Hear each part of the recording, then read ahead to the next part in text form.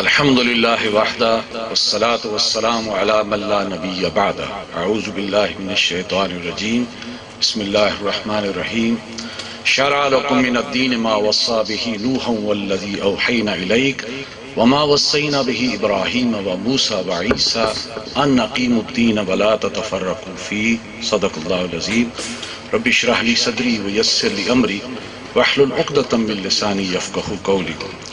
سب سے پہلے محترم حامد کمال الدین صاحب اور مجلس عکاظ کا انتہائی شکریہ، یہ موقع فراہم کیا۔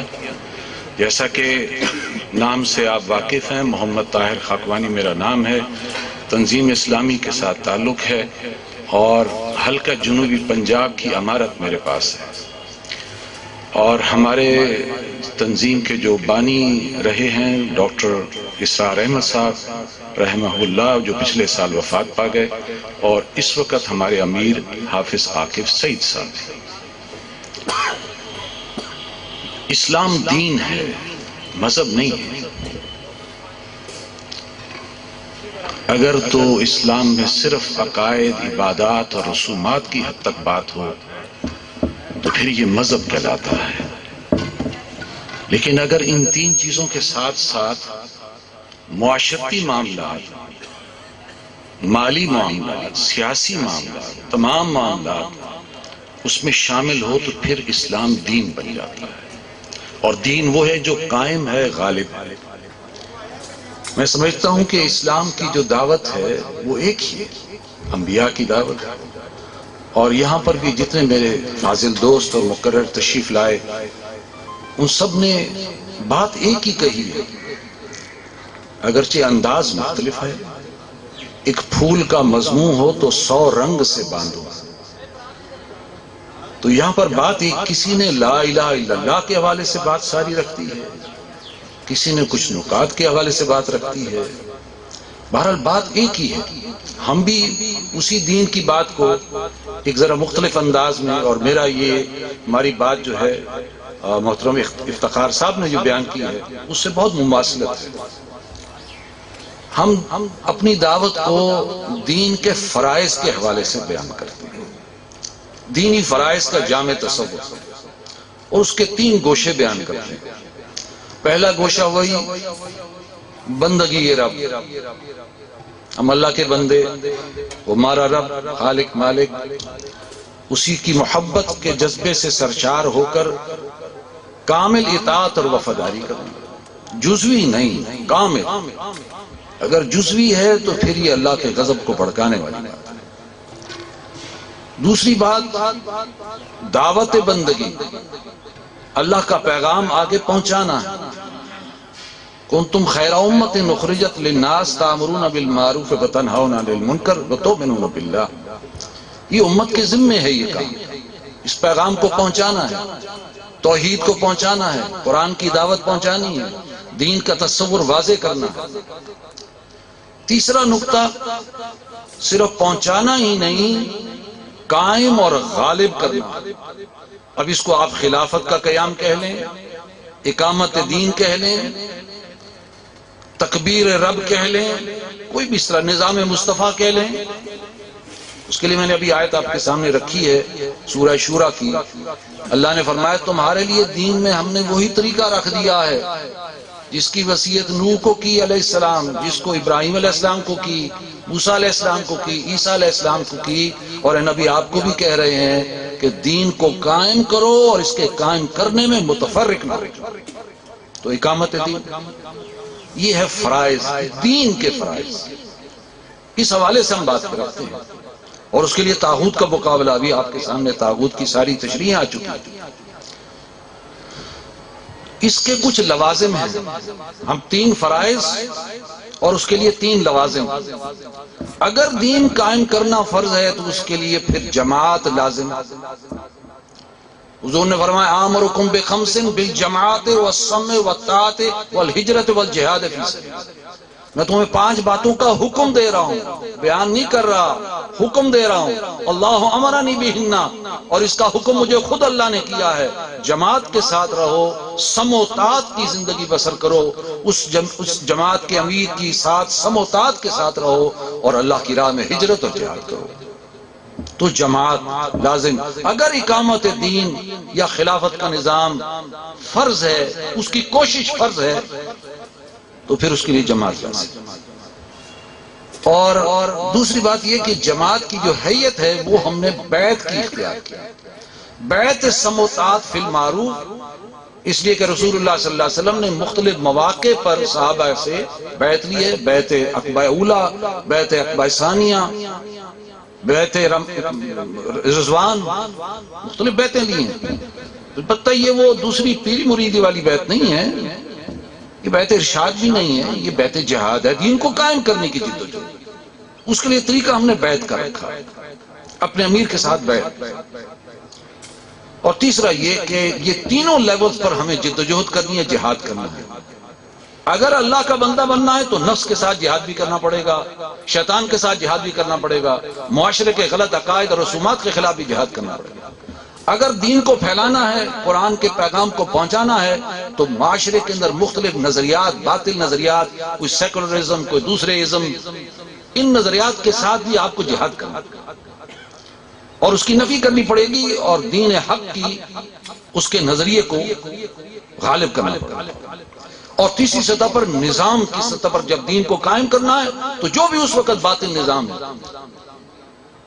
اس نظام کے خلاف بھی آپ کو جہاد کرنا پڑے گا، جدوجہد. تو یہ تین فرائض اور تین لوازم کے حساب سے ہم اپنی دعوت بیان کرتے ہیں. بات ایک ہی ہے، آپ اس کو دوسرے رنگ سے بھی بیان کر سکتے ہیں، بہرحال دعوت ایک ہی. البتہ میں یہاں پر تھوڑا سا ٹائم لوں گا.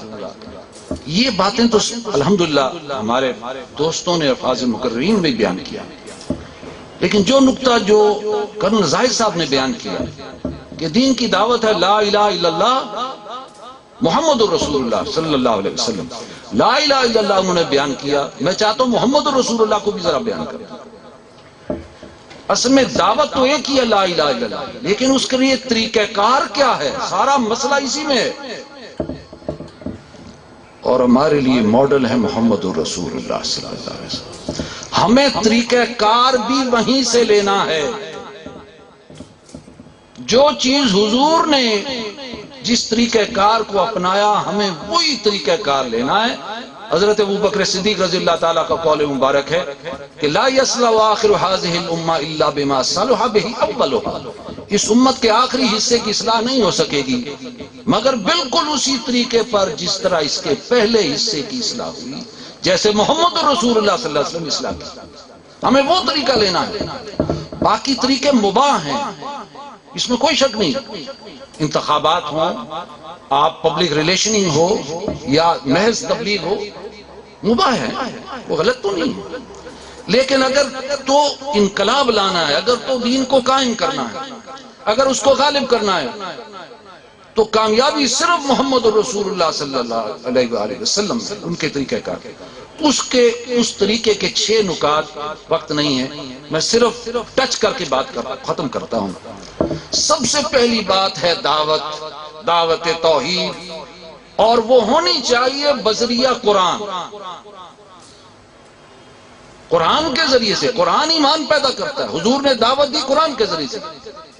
یا ایھا الرسول بلغ ما انزل الیک من ربک وان لم تفعل فما بلغت رسالتہ. اے رسول تبلیغ کیجئے اسی چیز کی جو اللہ نے آپ پر اتاری ہے، اور اگر آپ نے یہ کام نہ کیا تو آپ نے رسالت کا حق ادا نہیں کیا. رسول نے کیا بیان کیا؟ قرآن. لہذا ہمارے ہاں انجمن خدام القرآن، دعوت قرآن، اس کو ہم جو ہے بنیاد بناتے ہیں. قرآن کے ذریعے درس قرآن، دورہ ترجمہ قرآن، یہ ساری قرآن کے ذریعے سے ہم کوشش کر رہے ہیں اس دعوت کو عام کیا جائے. بات نقطہ وہی ہے جو سب بیان کرتے ہیں اسی کو، لیکن قرآن ذریعہ. عربی زبان سیکھو، قرآن سیکھو. خیرکم من تعلم القرآن وعلمہ. تم میں سے بہترین لوگ وہ ہیں جو قرآن سیکھیں اور سکھائیں.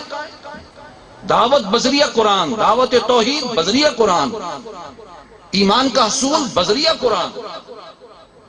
نہیں آتا تو سیکھو، اکیڈمیز بنائی ہیں. اب الحمدللہ کہ مختلف بڑے بڑے شہروں کے اندر اکیڈمیز ہیں، لاہور کے اندر ہے، ملتان میں ہے، جھنگ میں ہے، فیصل آباد میں ہے، کراچی میں ہے، جہاں جہاں ہمیں موقع مل رہا ہے الحمدللہ اکیڈمیز بن رہی ہیں، اور وہاں پر ہم عربی زبان، ترجمہ قرآن، دورہ قرآن، ماہ رمضان میں ہم تراویح ترجمے کے ساتھ ختم کرتے ہیں، رات کے 2:30 بج جاتے ہیں، لیکن پورے ماہ رمضان میں ایک دفعہ پورا قرآن با ترجمہ شروع، اور اس میں پوری دعوت اپنی بیان کرتے ہیں۔ یہ ہے پہلا نقطہ، حضور نے بھی آغاز تو دعوتی سے کیا، جس طرح قرآن اترا آپ نے قرآن ہی کو بیان کیا۔ جو لوگ اس دعوت کو قبول کر لیں انہیں منظم بناؤ، ڈھیلی ڈھالی جماعت نہیں، کوئی انجمن نہیں، صرف تعلیم و تعلم نہیں، سم و طاعت والی جماعت جو اپنے امیر کی بات سنے اور اطاعت کرے۔ Discipline organization. There is not to reason why, there is but to do and die. یہ جماعت جیسے صحابہ کی جماعت کہ جنہوں نے حضور کا جو پیغام سنا اس پر عمل کیا، سمو۔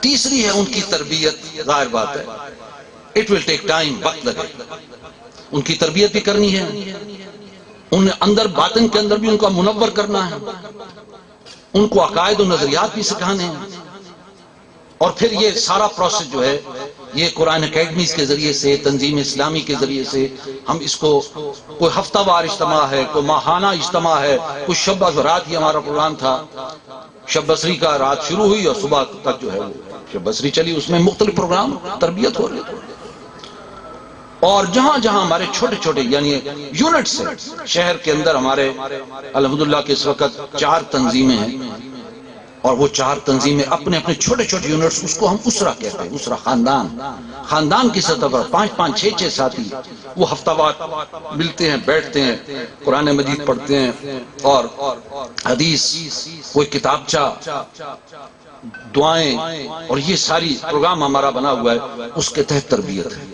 اور چوتھا یہ کہ جب تک تمہارے اندر طاقت پیدا نہیں ہوتی تو صبر سے کام لو، اپنے بیس کو براڈ کرو، پھیلاؤ، ابھی کوئی اقدام نہ کرو۔ نبی اکرم صلی اللہ علیہ وسلم کی جو مکی زندگی، اس میں یہ چاروں چیزیں آپ کو مل جائیں گی، دعوت بھی ہے، منظم کرنا بھی ہے جماعت کو، ان کی تربیت بھی ہے، اور صبر ہے۔ حضرت یاسر کو حضور کے سامنے شہید کیا گیا، اور اس وقت کچھ چند صحابہ تھے، چاہتے تو حضور صلی اللہ علیہ وسلم انہیں حکم دیتے کہ ان پر پل پڑو، لیکن نہیں، حکم دیا اصبروا یا آل یاسر فإن موعدکم الجنہ، صبر کرو یاسر کے گھر والوں، اس کا بدل تمہارے لیے جنت ہے۔ ابھی ہمارے پاس طاقت نہیں، قوت نہیں، ابھی صرف جھیلو، برداشت کرو اور ثابت قدم رہو، اپنی دعوت میں پیچھے مت ہٹو، جمے رہو اور ڈٹے۔ یہ 4 کام حضور نے مکے میں کیے، یہی وہ 4 کام ہم اپنی طرف سے کوشش میں لگے ہوئے۔ البتہ اگر قوت پیدا ہو جائے، اللہ وہ دن لائے کہ اس جماعت کے اندر وسعت پیدا ہو جائے، تو پھر اقدام ہوگا اسی جماعت کی طرف سے، کسی ایشو پر، کوئی ایک ایشو، کوئی باطل، کوئی طاغوت، کوئی فحاشی، کسی ایک ایشو پر اقدام، جیسا کہ نبی اکرم صلی اللہ علیہ وسلم نے مدینے جاتے ہی اقدام بھی حضور نے کیا۔ غزوہ بدر سے پہلے 8 مہمات ہیں جو حضور نے بھیجی اور ان کو چھیڑنے کے لیے بھیجی، اور اس میں سے 8ویں جو مہم تھی اسی کے نتیجے میں ان کا ایک آدمی مارا گیا، اور دیٹ واز دا ریزلٹ کہ جنگ بدر، اقدام انقلابی جماعت کی طرف سے۔ لہٰذا اس کے لیے اگر طاقت ہو جائے، اب یہ ایک مشورے سے ہوگا کہ کیا ہمارے پاس اتنی طاقت ہے کہ ہم نظام کو چیلنج کر سکیں، اس میں غلطی بھی ہو سکے، لیکن ہماری تو نجات اخروی ہے، ہماری تو فلاح اخروی ہے، دنیا میں اگر ناکام بھی ہو جائے تو کوئی حد نہیں، ہمیں تو آخرت کے لیے ہے۔ حضرت امیر حمزہ مصعب بن عمیر رضی اللہ تعالی عنہما شہدائے احد ہیں، انہوں نے فتح مکہ کا منظر نہیں دیکھا، کامیاب ہیں، لہذا اقدام، اور اس کے نتیجے میں ظاہر بات ہے کہ مسلح تصادم کا آغاز ہوا، 6ٹھا فیز حضور کی زندگی میں، اور وہ ہے غزوہ بدر سے لے کر فتح مکہ تک جنگوں کا سلسلہ ہے، اور اس کے نتیجے میں حضور کے لیے تو یہ تھا کہ جاء الحق وزهق الباطل ان الباطل کان زهوقا۔ یہ حضور کی زندگی کے وہ 6 سٹیپس ہیں جو سیرت سے ہم نے ڈرائیو کی ہیں، اسی کو لے کر ہم آگے بڑھ رہے ہیں اور کوشش کر رہے ہیں، کوشش ہے اپنی طرف سے۔ اس دعوت کو زیادہ سے زیادہ عام کیا جائے. دعوت دین کی وہی ہے، سب وہی بیان کر رہے ہیں. الحمدللہ انداز مختلف ہو سکتا ہے لیکن طریقہ کار ہم سمجھتے ہیں کہ ہمیں یہی طریقہ کار جو سنت سے حضور سے ثابت ہے، سیرت کو اگر آپ فالو کریں. الرحیق المختوم جو کتاب آئی ہے جس کو اس دنیا میں فرسٹ پرائز ملا ہے، اس کو پڑھیے. آپ کو بالکل بین ہی یہی 6 عنوان مل جائیں گے. ڈاکٹر صاحب مرحوم نے کتاب لکھی منہج انقلاب نبی، اس میں انہوں نے یہ سارا ثابت کیا ہے حضور کا طریقہ یہی ہے. دوسرے طریقے مباح ہے، ٹھیک.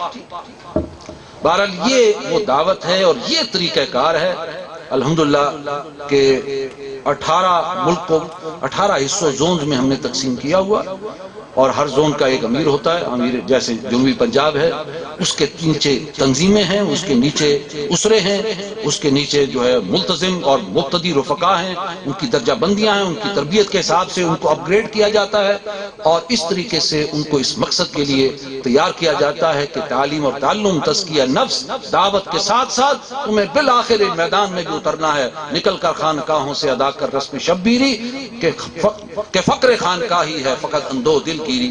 یہ وہ طریقہ کار ہے جو ہم نے اپنایا ہے اور الحمدللہ کہ اسی کے مطابق کر رہے ہیں. اللہ تعالیٰ ہمارے اندر جمعیت پیدا فرمائے، اللہ تعالیٰ ہمارے دینی جماعتوں کے اندر اتفاق پیدا فرمائے.